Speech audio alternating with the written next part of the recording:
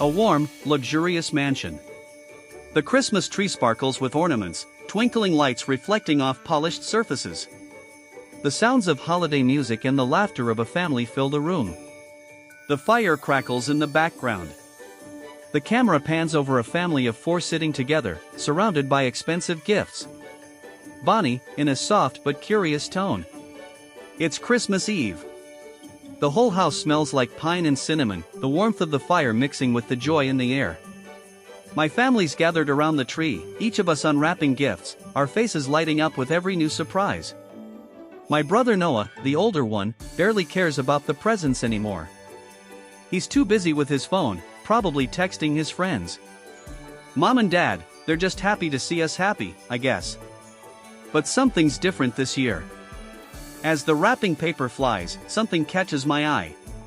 A small box. No ribbons, no fancy tags. Just an old, faded red velvet covering, frayed at the edges. It doesn't fit with the high-end gifts we usually get: designer watches, new gadgets, things that glitter with the promise of luxury. This one, though, feels off.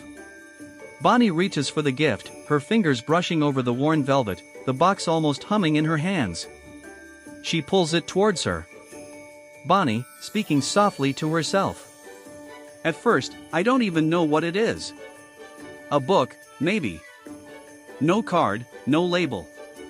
Just this strange box. My hands are trembling. Not because I'm scared, but because it feels like it's been waiting for me. I don't know how, but I know. Bonnie slowly unwraps the box, revealing an old, leather-bound book inside, covered in intricate, silver engravings. The camera zooms in on the strange symbols etched into the cover. Bonnie, a hint of awe in her voice. I open it, and the air shifts. It's like the world breathes differently. The book's pages are yellowed, ancient, the ink almost glows, shimmering with symbols I can't quite understand. I don't even think about showing it to anyone else. They're too busy with their perfect gifts. But me? I can't look away. There's something pulling me in. I feel its weight, not just in my hands, but in my chest. This book, it's more than just a random present. It's calling to me. It's like it's alive, choosing me to read its pages, as if it knows something I don't. Bonnie flips through the pages. The sound of rustling pages fills the air, each turn slower than the last, as though the book itself is urging her to read further. Bonnie, almost whispering. I'm the only one who notices. The symbols, they don't look like anything I've ever seen before. They swirl and dance across the page, like they're alive. I can hear the faintest whisper, like a voice just out of reach, urging me on. The further I go, the more I'm drawn in. It's not just a book. It's a door to something else. Something ancient. Something dark. Seen, the camera zooms in on Bonnie's face, her eyes widening, her expression a mix of fear and fascination. Bonnie, her voice shaking. I don't know why, but I can't stop. I've only turned a few pages, and yet, I already know. This isn't just a gift. This is something cursed. It feels wrong, but I can't stop myself. The family, unaware, continues to unwrap their gifts. The camera focuses on Edward and Olivia, laughing, while Noah scrolls through his phone. Bonnie is lost in the book, completely absorbed. Bonnie, quieter now, almost to herself. Why am I the only one who feels it? Why does it seem like the book chose me? The air is colder around me now, like the room itself is holding its breath. Mom and Dad aren't paying attention. Noah's too busy. No one notices that. I'm not just reading anymore. I'm in it. Seen, Bonnie's fingers trail over the symbols on the pages. Her hands start to tremble as she reads further, her breath coming in short gasps. The whispers grow louder, more urgent. Bonnie, her voice growing more desperate. It's telling me things. Not in words, but in feelings. I feel it in my chest, in my throat. The spell, the curse, it's real. And I think it's been waiting for me. For years. For someone to open it. Someone who can unleash it. The book knows me. It knows my fears. My hopes. It's calling me deeper, into its pages, into its curse. It wants me to finish it. Wants me to set it free. But I don't know what will happen if I do. I don't know what will happen to me. To all of us. Bonnie looks up, her face pale. Her eyes wide, as she feels the weight of what she has discovered.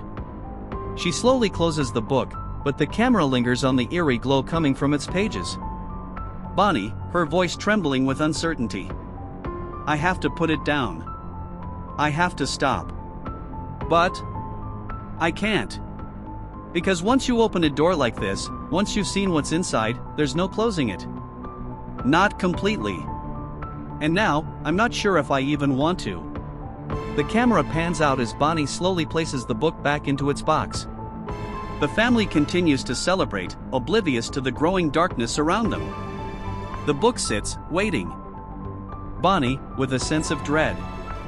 This Christmas, this isn't just about presents.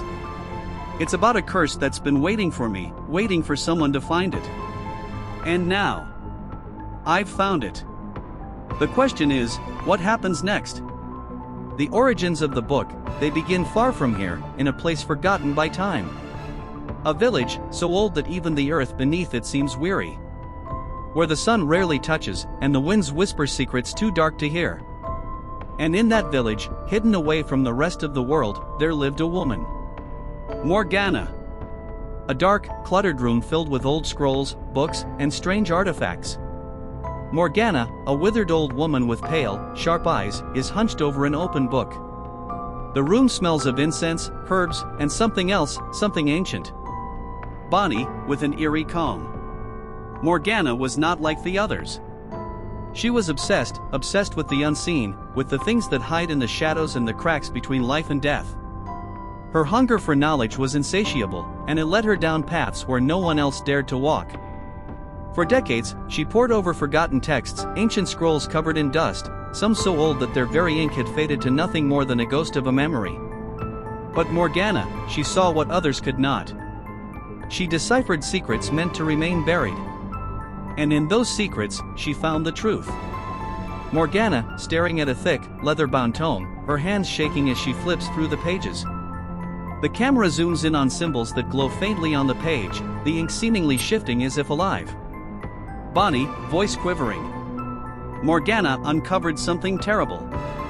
Something that had been locked away by time itself. A spell.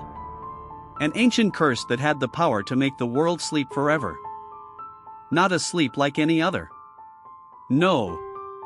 This sleep would take over everything. It would consume every living thing, from the smallest insect to the mightiest beast. A slumber so deep that not even the dead could awaken from it. And as she read, Morgana felt herself change. Morgana's face, pale and hollow, contorts with a strange, twisted ecstasy as she reads from the book. Her fingers run over the words, trembling with both fear and desire. Bonnie, with growing tension. The words, they didn't just read. They spoke to her. The ink on the page, it wasn't just ink. It was alive, pulsing, throbbing with power. The curse called to her, promised her secrets no one else could have, secrets that would make her more than just a mortal. She began to understand its language, its intent. She realized that the spell was more than just a few words, it was a living, breathing thing. It had a will of its own. And it chose her. The curse didn't care about good or evil, about what was right or wrong. It only cared about who would dare to awaken it. And it chose Morgana. The room becomes colder. A dark shadow seems to creep along the walls, wrapping around Morgana as she chants the words aloud, her voice low and hypnotic. The air crackles with an unnatural energy. Bonnie, with a creeping fear. Morgana's power grew. The more she learned, the more she wanted. She no longer cared for the world. She only cared for what the book could give her. The knowledge. The immortality. The power to bend life and death to her will. But there was a price. The book, it wasn't just a guide. It was a trap. A snare that would pull you deeper the more you sought its knowledge. And Morgana, she fell for it. Morgana, with an almost feverish intensity, begins to write in the margins of the book, adding her own symbols and incantations. The pages twist and writhe beneath her pen, as if the book itself is alive, reacting to her touch. Bonnie, voice trembling. She wrote the final words herself. Her own hand, trembling, scrawled the incantation that would invoke the curse. But it wasn't just the spell that she had written. No. Morgana had written herself into the book. Her essence, her soul, became a part of it. The book didn't just contain knowledge, it contained her. She became bound to it, as much a prisoner as a creator. And that was when the book began to hunger. The camera zooms in on the book, its pages now blackened, the symbols changing into grotesque shapes. The room is darkened, the walls pulsating as if alive. Bonnie, her voice now a whisper, full of dread. Morgana had created a monster. The book wasn't just a vessel of knowledge, it was a vessel of destruction. It had tasted the power of the curse, and now it wanted more. It wanted to awaken, to spread, to drag the world into eternal sleep. And as Morgana looked into its pages, she realized the book was no longer just a tool. It was a force. A living, breathing force that would stop at nothing to fulfill its dark purpose. Morgana's face, now filled with fear, begins to crack, her body trembling violently as the book begins to glow with a sinister light. The camera shakes as if the room itself is in pain. Bonnie, a hint of horror in her voice. Morgana's own thirst for ultimate knowledge had done this. She thought she could control it, but she couldn't. The book had chosen her, and now it was going to consume her. As her body began to wither, her soul tethered to the book, she realized too late what she had done. She had awakened something that could not be undone. The camera pulls back as Morgana's body crumples to the ground, her life force drained by the power of the book. Her screams echo in the distance, swallowed by the dark, empty room. And I wonder, what will happen when it chooses me? A dark, ominous night in the village. The camera pans over the shadowy, fog-covered streets, with only the flicker of lantern light illuminating the desolate paths. The sounds of distant whispers and the rustling of leaves in the wind fill the air. A thick tension hangs in the atmosphere. Bonnie, voice dark and somber. The quiet that had once hung over Morgana's life began to shift. The villagers, they were starting to fear her. Fear what she had become. Fear the dark power she had unlocked. What had once been curiosity became an obsession. An obsession that grew until it began to seep through the very soil of the village. They could see it in her eyes, an emptiness, a hunger. A desire to know things no one else should. Things that, once discovered, could change everything. But it wasn't just the power they feared. No. It was the knowledge. The knowledge that could undo them all. Morgana is in her study, surrounded by candles, scrolls, and the glowing book. Her hands tremble as she reads aloud from the pages. A shadow looms at the door, someone watches her. Bonnie, voice strained with tension. Morgana didn't notice at first. She was too lost in her research, too captivated by the whispers of the book. But someone had noticed. Someone who had been with her all along, who had shared in her work, her madness. A trusted friend. A confidant. But as the villagers grew more fearful, this friend began to sow seeds of doubt in Morgana's mind. Whispering false rumors. Telling her that the village elders were planning to burn her book, to imprison her. That they saw her as a threat to everything they knew. Morgana, blinded by her obsession, believed him. And that's when it all started to unravel. Morgana's face, twisted with fear and paranoia, as she stands before a window, staring out into the darkness. Her hands grip the book tightly as she makes the decision. She begins packing her things hastily. Bonnie, voice rising with urgency. Morgana was no fool. She had learned the art of survival. If the villagers were coming for her, she would not go quietly. She would escape. She would flee before they could burn the book. But in her panic, she forgot one thing.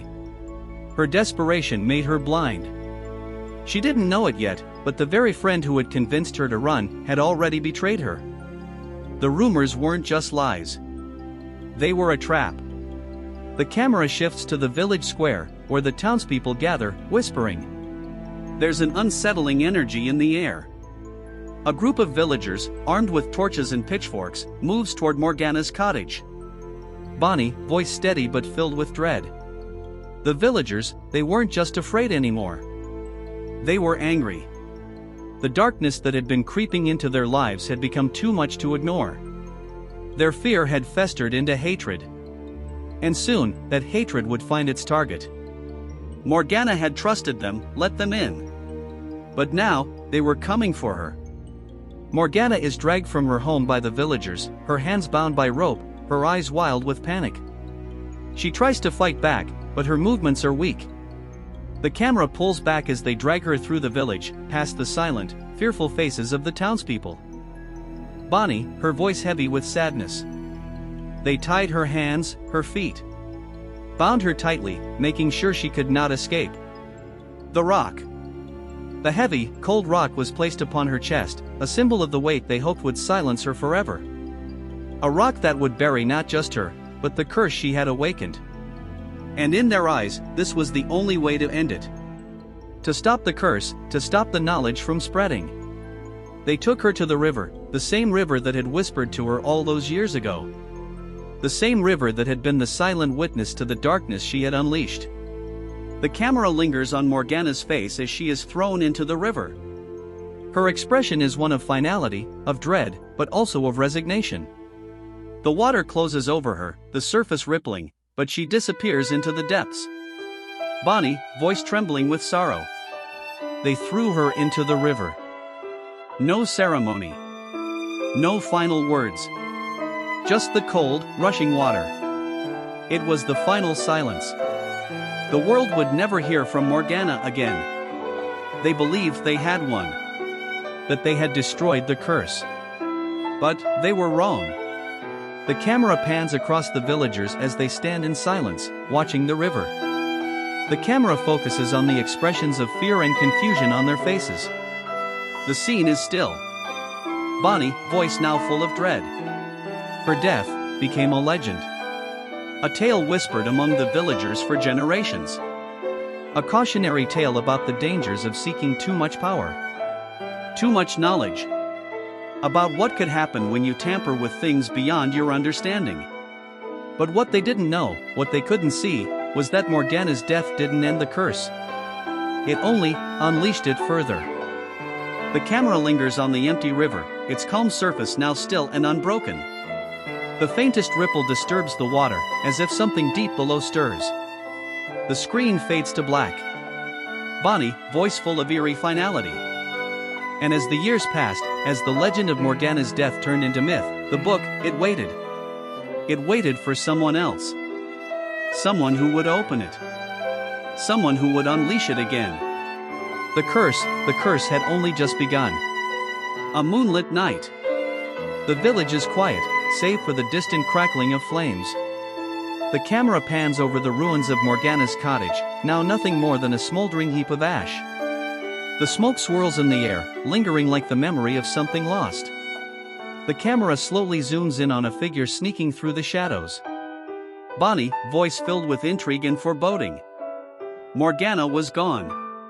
The villagers had burned her body in her house to the ground, hoping that by destroying everything, they could erase the darkness she had created. But darkness has a way of surviving.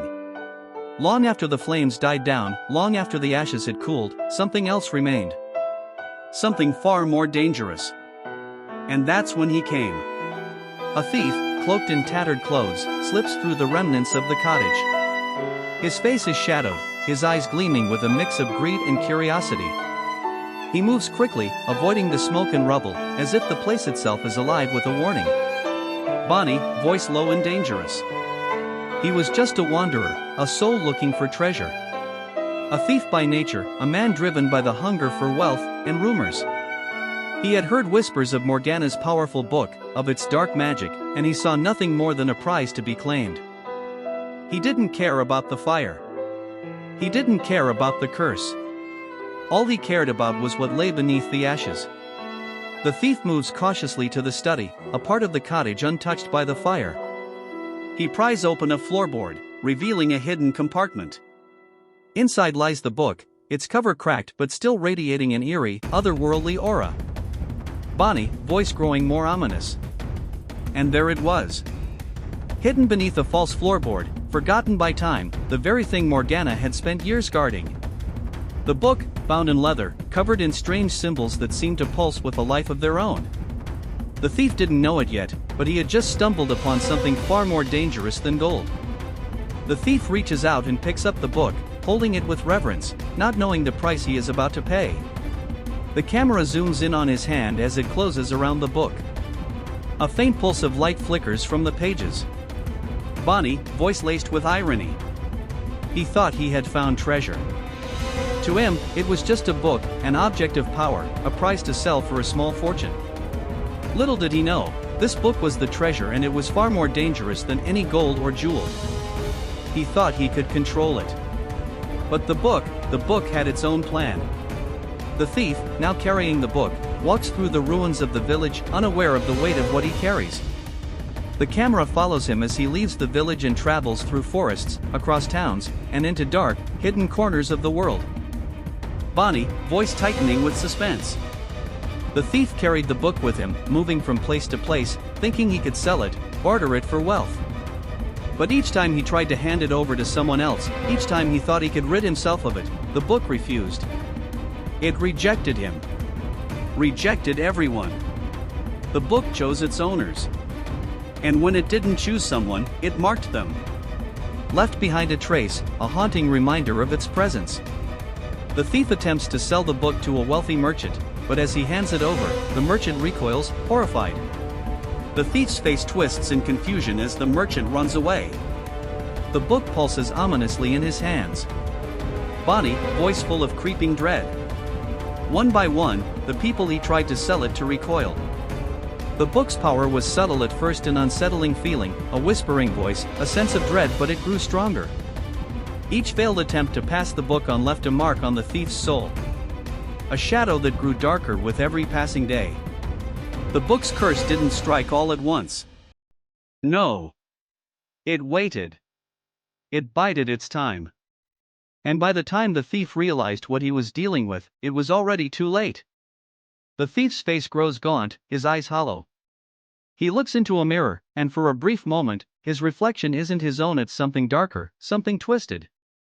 He stumbles backward, shaking, horrified. Bonnie, her voice chilling. The curse consumed him, bit by bit. His mind unraveled. His body grew weaker. The whispers of the book became a constant presence in his thoughts, pulling him deeper into madness. But he couldn't stop running. Because the book, now a part of him, wouldn't let him. The thief, now a broken shell of his former self, stumbles through a dark alley, clutching the book like a lifeline. He looks over his shoulder, his eyes wide with fear, but no one is following him. He collapses on the ground, the book slipping from his grasp. The camera zooms in on the book, its pages glowing faintly. Bonnie, voice laced with sorrow and inevitability. The thief, he vanished. Disappeared from the world, as if swallowed whole by the very curse he had tried to claim. No one knows what happened to him. Some say he wandered into the wilderness, lost in his own mind. Others say he died, alone, with the book still clutched to his chest. But one thing was certain, the book had left its mark on him. And it was only a matter of time before it found another. The camera pulls back, showing the book lying abandoned in the dirt. Slowly, it begins to glow, its pages turning on their own as if searching for someone. The wind picks up, carrying the whispers of its past through the empty streets. Bonnie, voice filled with dread. And so the book moved on, slipping through the cracks of time. It passed from hand to hand, from soul to soul, leaving behind nothing but whispers. Whispers of its power. Whispers of its curse. Until one day, it would find its way to me. A cozy, luxurious living room bathed in the soft glow of the Christmas tree lights. The atmosphere is calm, almost peaceful, as the family lounges around, enjoying the warmth of the season. Bonnie sits alone, the book in her lap, its dark presence strangely out of place among the festive decorations. The camera zooms in on Bonnie's face as she opens the book again, her fingers trembling. Bonnie, voice quiet but full of tension. It was supposed to be just another Christmas. A gift, wrapped in velvet and mystery, among the other presents. I never imagined that this book, this strange, ancient thing, would be the one that would change everything. I thought it was just an oddity, a relic from the past. Something old and forgotten, left behind in a time long gone. But the more I read, the more I realized, this was no ordinary gift. The book, it wasn't just a relic. It was a key. A key to something far darker than I could have ever imagined. Bonnie opens the book again, the faint glow from the pages seems to grow brighter as she reads. The camera shifts between her face, filled with growing horror, and the cryptic symbols and ancient text on the pages. Bonnie, voice tense, her breath quickening. At first, I thought it was just old magic. A few spells, a bit of history. But the words were speaking to me. Not in the way a book speaks, but in a way that felt alive. The book was pulling me in, drawing me deeper with each page. I could feel its power, wrapping around me like a shadow. The more I read, the more I realized, this wasn't just a Christmas gift. It wasn't just a story from the past. It was a curse. A flashback sequence shows the journey of the book through time, the thief who found it, the villagers who burned Morgana's house, the marks it left on each soul it touched. The camera moves through centuries, showing the book's dark history. Bonnie, voice filled with dread. This book had traveled through time, through generations. It had been passed from hand to hand, from soul to soul. Each person who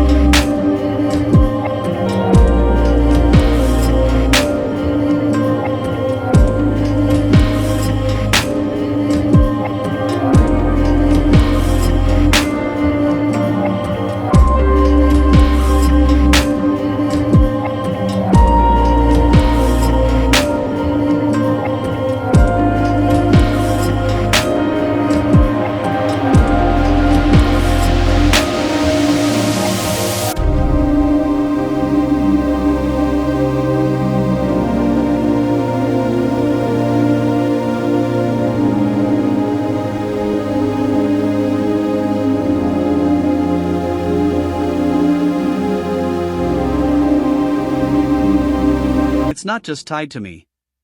It's tied to all of us. My family. My home. And if we're not careful, this Christmas, this holiday, it could be the last. The camera fades to black, the only sound the soft whisper of the book's pages turning, the ominous hum of its dark power echoing through the silence. Bonnie, voice distant and chilling. The book has found its home. And now, so has its curse.